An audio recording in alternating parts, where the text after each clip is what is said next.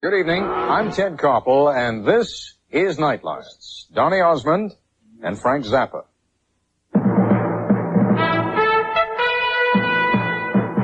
This is ABC News Nightline. Reporting from Washington, Ted Koppel. In the world of music videos, tonight's MTV Music Awards ceremony in New York is what the Emmys are to television and the Oscars are to movies. It is the music video industry honoring its own. For the record, no pun intended, Bruce Springsteen won the award for Best Stage Performance, beating out Tina Turner and David Bowie. A number of the songs up for recognition tonight have been receiving a great deal of recognition in recent weeks, and not the most approving kind. Simply stated, a lot of people, and they are becoming increasingly vocal, find the songs and the rock video performances that go with them offensive. Even if your tolerance for explicit language is relatively high, you're quite likely to find them offensive also. Our dilemma in focusing on the subject was this: how explicit were we going to get? Well, we have left out some of the most offensive material, but what's been left in, if John Denver and Frank Sinatra are your speed, is still likely to curl your hair. But understand, these songs are routinely played on radio stations, and if you have cable, more likely than not, your kids have already seen and heard what some of you will see and hear for the first time tonight. Here's Nightline correspondent Jeff Greenfield. We think this subject matter is totally inappropriate, and that's why we're making a fuss. One group of parents has heard more than enough. The Parents Music Resource Center wants a labeling system for albums and tapes, much like movies are rated today. Later this month, a Senate committee will hold hearings on the question, a tribute to the clout of the center, whose members include Susan Baker, wife of Treasury Secretary James Baker. At least the movie industry has given us labels so we can know what we're in for. When we go to a movie, we have some idea. With music, you have none. Named Nikki. Guess you could say she was a sex fiend. I met her in a hotel lobby masturbating with a magazine. I'm not saying that I admire most of these lyrics. Journalist Nat Hentoff, a passionate civil libertarian. Many of them are not songs at all. They're just words thrown against the wall. And some of them are kind of disgusting. But who's supposed to decide? Who draws the line? Love for sale. Advertising on love for sale. Drawing the line has always been a question. Radio stations banned Cole Porter's Love for Sale half a century ago. And the great blues singer Bessie Smith had more than her share of outraged critics. Come on and save your mama's soul, 'cause I need a little sugar in my bowl.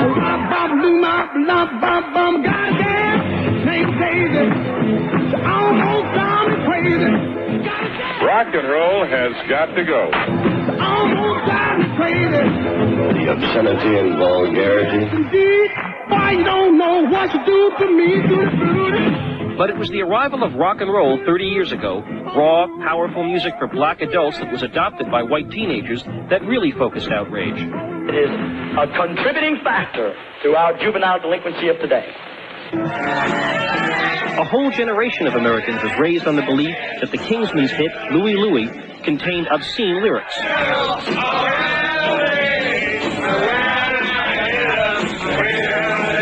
An exhaustive FCC study concluded that no matter how the song was played, it was utterly incomprehensible. Yes, rock and roll music has always stirred fear and loathing in the hearts and minds of the elders. In fact, the very phrase rock and roll, like the word jazz, was originally slang for the sex act. But it's also true that the rock music of an earlier time has nothing, absolutely nothing, in common with some of the songs of today. Behind that excuse that this is no different, it's very different. Jeff Ling, a minister who works with the Parents Resource Center, listens to and plays rock and roll, but he's concerned about albums like Be My Slave. Inside, there's lyrics like, come on, slap my face, the way you gag me, the way you give me pain. Some women like violent sex, and I think that they have a right to hear about it.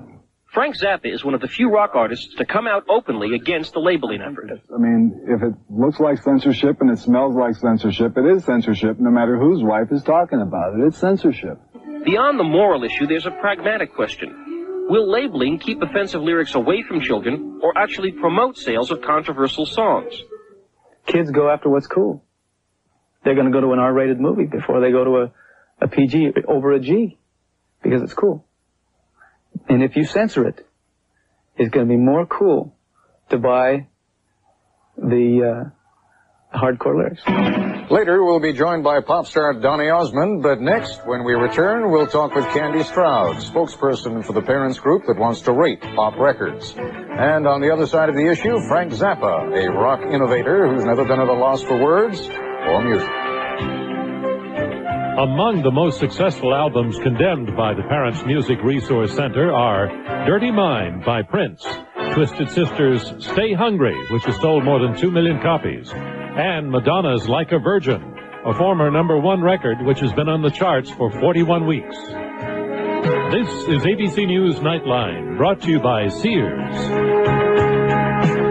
Zappa and the Mothers of Invention. His underground hits carried such classic titles as Susie Cream Cheese, Brown Shoes Don't Make It, and Call Any Vegetable, plus several with lyrics that we'd have trouble quoting. In the early 70s, Zappa and his group were banned from the Royal Albert Hall in London in a dispute over obscenity. Frank Zappa joins us now live in our Los Angeles bureau. And joining us in our Washington studio, Candy Stroud, freelance journalist and spokesperson for the Parents Music Resource Center, which is campaigning for a rating system for pop albums and tapes. Frank, give me a sense of limits. Are there any? Well, first of all, I have to correct something you just said. The suit with the Royal Albert Hall was a breach of contract suit, and not an obscenity suit. Okay. Now let's move to the subject at hand. Are there limits? Yeah. Well, should there be any kind of limits? Yes, I think there should, and those limits that you're talking about for sexual information for children are a matter for parents to decide for themselves. So if parents want to have a better sense, something that in one form or another makes them better educated to make that kind of choice, why stand in the way of it? Because what the PMRC is suggesting in terms of remedies for the problem are roughly the equivalent of saying, well, this man has dandruff, so we're going to cure it by cutting his head off. Their proposals are really dumb if you take away the aroma and look at the mechanics of what they are, and they're also very dangerous in terms of what they can lead to for violating your right to free speech, your right to assemble, because they want to apply the same ratings to live concerts, and the right to due process for people. For example, if you're a songwriter and you have a song included on an album that gets an X, and through no fault of your own, the album is banned from stores or the sales of it are impinged on in some way, you don't have a chance. The analogy you draw is a colorful one, but why is it any different, for example, than rating movies and saying if you are below a certain age, you can't go to see such and such a movie unless accompanied by adult, and in some cases not at all, unless you are of a certain age? Well, I think that in law, when they deal with matters pertaining to the First Amendment, that a lawyer told me this, that you're supposed to look for the least restrictive option. And in this case, the least restrictive option would be this, to realize that rock and roll is not written or performed for people with conservative taste. And there's no reason why the morals or the taste buds of somebody who's married to a DC superstar should be a model to impinge on the rights of people who are not children. All right, Candy Stroud, you're a journalist in addition to being a spokesperson for this group, and I'm sure are also concerned about impinging on the rights of free speech. Where do you draw the line? Clearly not in the same direction as Frank Zappa. Well, certainly nobody's talking about censorship, Ted. Nobody's talking about taking away anybody's First Amendment rights. Not yet. I think, and never will. Come on, Candy. Excuse me, just let me finish. I think what's most important is that parents be given some sort of information as they are given in the movies. We're talking about consumer information, packaging, labeling, so that if a parent goes to a record store and to buy a record for a child, he doesn't come home with a record by Prince that contains lyrics about masturbation or incest or oral sex. Candy, you've got a bunch of kids. How many times do you go out and buy records for them? How many times do they buy records for themselves? Not often enough as far as my children are concerned. I mean, the only reason I make the point is not to draw attention to you, but I don't think most of us buy records for a bunch of kids. How many times do you go out and buy records for them? How many times do they buy records for themselves? Not often enough as far as my children are concerned. I mean, the only reason I make the point is not to draw attention to you, but I don't think most of us buy records for our kids. Well, they go out and buy their own. I do. I certainly go out for Christmas and for their birthdays because they like tapes. And I must tell you that I was just as uninformed as many parents are in this country today, and went out and bought Sheena Easton and bought Prince and bought Frankie Goes to Hollywood for one of my children's friends without knowing that Frankie Goes to Hollywood was about gay sex, that Sheena Easton was about orgasm and arousal, and that Prince was singing about a woman masturbating in a hotel lobby with a magazine. All right, but let us, Candy, for a moment be realistic about kids. And let me raise the point that was raised earlier in Jeff Greenfield's piece, and that is many kids will be, and in fact I think Donny Osmond was the one who raised it, many kids in fact are going to go out, and if they see a PG rating or an X rating or an R rating on an album, they're going to go for the one with the highest rating simply because it's there. Ted, I don't think so. I think there is no rating system that is infallible. A rating system is only as good as the parents who are involved. If you are going to allow your children to watch any movie that they want to, or buy any magazine that they want to, you're not doing your job as a parent. A parent has got to be vigilant about what their children are seeing and listening to. Unfortunately, now it seems that records are going to have to be added to the list of what a parent has to monitor in their home. But I don't think that certainly the rating system for movies, Ted, has been extremely successful, and I think has been given a bad rap. Kids are not allowed by most parents, or by many parents, to go out and see X-rated movies or R-rated movies. All right, Candy, we've got to take a break. When we come back, we'll be joined by a pop star whom even parents like to listen to, Donny Osmond.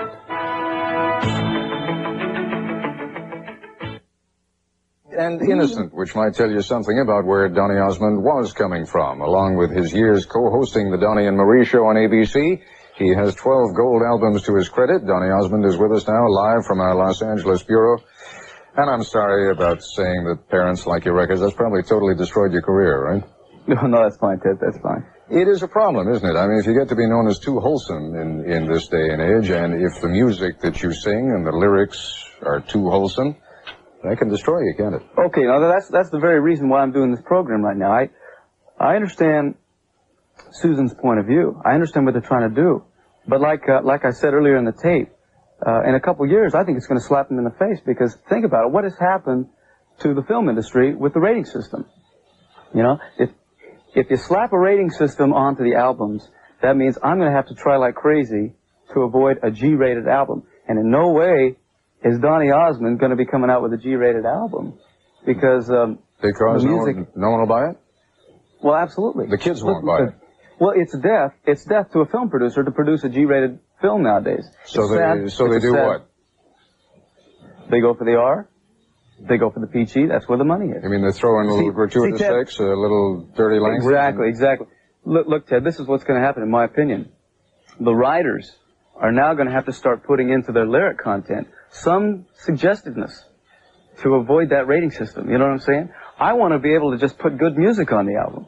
I don't want to have to be forced to put that suggestive lyric in there. You know what I'm saying? Candy, that's coming at it from a different direction, isn't it? And I realize that can't be the primary focus of your concern, but it has to be part of it. That is certainly what has happened to movies. Ted, I would just like to comment that a rating system for the movies is certainly better than what we had before. Nothing. At least a rating system gives a parent the opportunity to say to a child, look, this is a movie we don't think that you should see until you're a little older. A rating system for records, would it make kids go out and buy those albums? I think if a child comes into the house with an X-rated album or an R-rated album, that a parent has the opportunity to take a look at that and say, this has a rating on it that we don't feel is appropriate for you at this age. Well, first of all, Susan, you're not going to have that kid showing that album if it's X-rated. It's Candy, Donny, forgive me. But that's all right. Oh, I'm sorry, Candy. Any name will do. Go ahead. Can't tell them apart, can you? You're not. First of all, the child is going to hide that album like crazy because it has an X-rated label slapped on it. Well, Donny, I think you have to be able to trust your children. I trust my children. I know. Okay, that's the very point.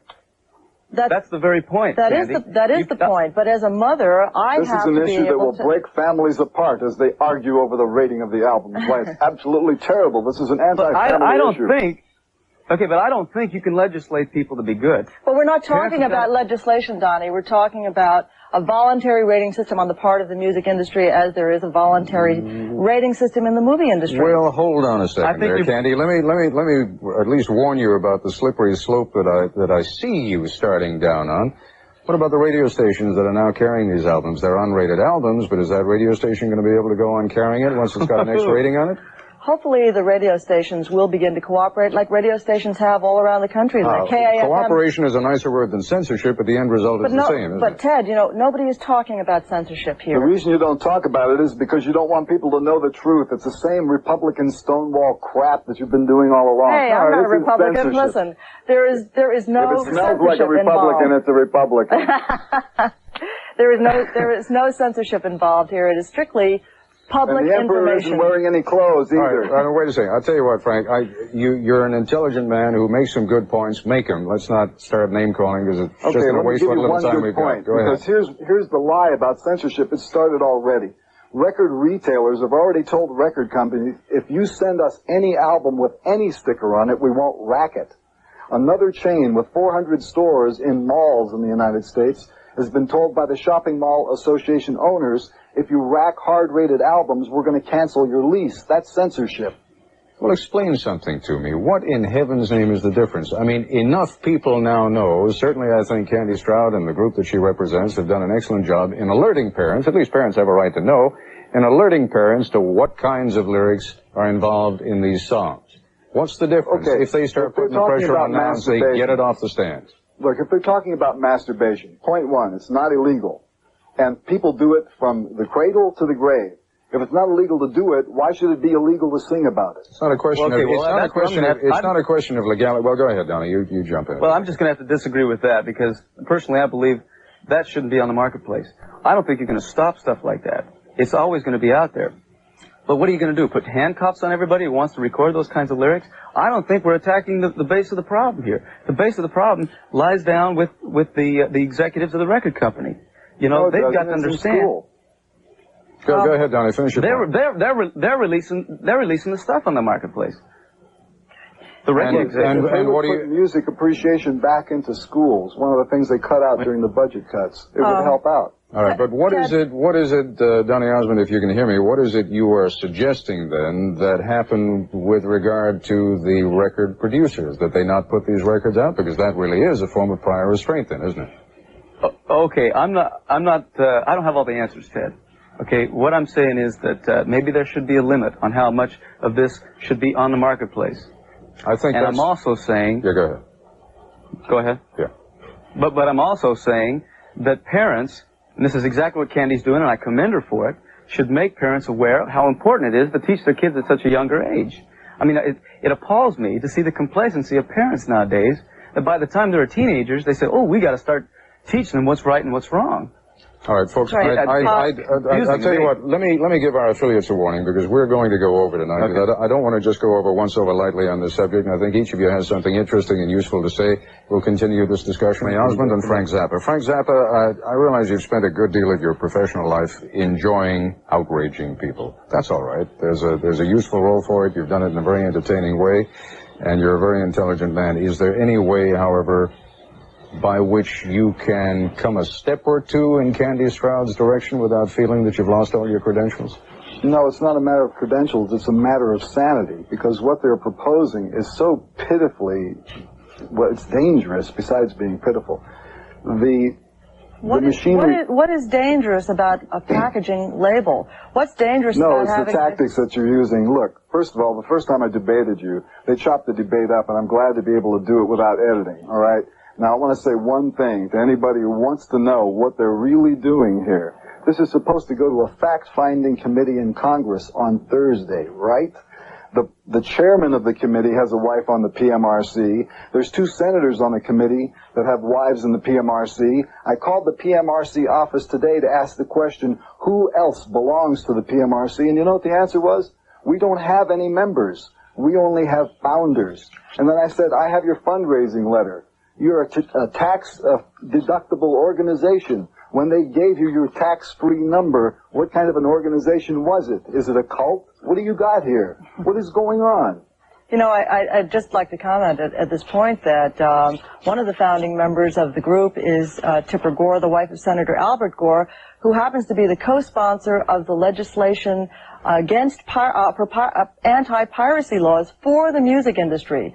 Senator Gore is on the side of the music industry, okay? So, I mean, I don't think that there's any kind of... I don't speak for the music industry. I am a parent who is concerned about his children and the First Amendment. The music industry has sold out the singers, the songwriters, and the retailers by bending over for you guys and voluntarily putting on any kind of a sticker. Let me just say something about that, Ted and Frank. And incidentally, Donnie, if you want to get in on this, you've got to push hard. Okay. Listen, Ted, there are, you know, what the music industry is suggesting is really a continuation of the status quo. For example, here's an album by Marvin Gaye. We can't see it. Okay, go ahead. By Marvin Gaye, Dream of a Lifetime. It says this album contains lyrical content that may be considered offensive to some listeners. Here is an album by Dougie Fresh that says, warning, sexually explicit lyrics. Prince's album, Dirty Minds, contains a warning label. But by the same token, Prince's album, Controversy, does not. What's happening is that in the music industry right now, there is labeling, but it's inconsistent. It is not uniform. It is not standard. I think what the Parents Music Resource Center would like to see is some sort of uniform code so that what is offensive for Warner Brothers records is offensive for Atlantic and offensive for Columbia. Frank Zappa, that's not the extent of their demands. Frank, hold on just a second. You mentioned a moment ago that you were here as a concerned parent and as someone who's concerned about the First Amendment. You've spoken eloquently about that second part, the First Amendment. I want to hear you speak now as a concerned parent. There are limits, aren't there? I mean, a 12-year-old kid, a 13-year-old kid is not quite able to handle some of the same stuff that you and I can handle, for example. First of all, there are plenty of nice little books that explain, little books with nice little pictures that will teach very young children the mechanics of sex. If they understand the mechanics of sex, then if they hear something, a reference to something that you might think of as aberrated, they will recognize it as an aberration.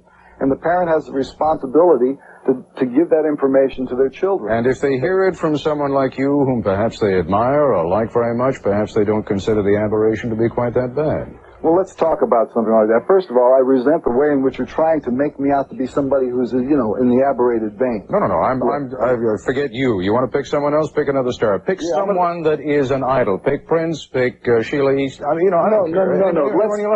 Let's take a look at country and western, which is a form of music that the husband and wife team from Tennessee do not want to rate. You realize there is no demand for any ratings on country and western albums at all. This is protectionist legislation for Nashville. Tell me about the kinky sex in country and western now. Look, they do have lyrics that are referring to sexual activities. You know, these people are going, oh, sex, it's going to kill us all. But the fact of the matter is, you talk about role models, these albums are mixed in a way that you can hear every word, sung to you by people who have been to prison and are proud of it. But Frank, we're not talking about... Candy, let's give Donnie a chance to get in here. Frank, I disagree with you on that. I don't think a little teenager should be watching MTV or wherever it's on and be educated from the television about masturbation. I don't think that's where it should come from. And forget about that for a moment.